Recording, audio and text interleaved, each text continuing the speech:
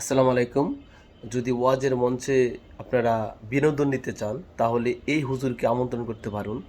দেখুন এই যে আমি একটা ভিডিও দেখাচ্ছি, এটা সুন্দর করে শুনুন। দেখুন কীভাবে তারা গান গায়, ওয়াজের মঞ্চটাকে গানের একটা বিনোদনমূলক এই মঞ্চ বানিয়ে ফেলেছে। দেখুন।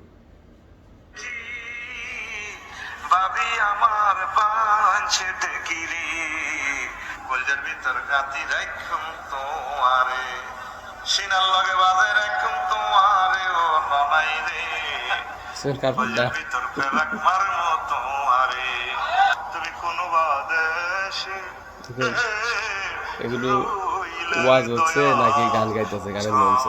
তোমার না দেখে বাঁচে না আস্তাগফিরুল্লাহ, আস্তাগফিরুল্লাহ। আরে বাবা, তো সুর দেখুন। এগুলো কি ওয়াজ নাকি গান? দেখুন কি ওয়াজের মঞ্চটা কি বানাইছে।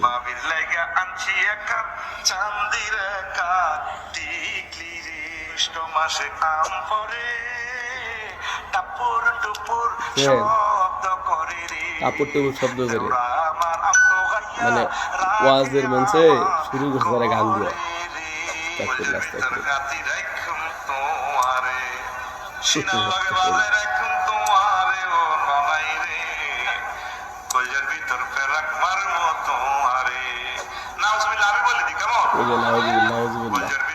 গান গাইবার পর নাউজুবিল্লাহ।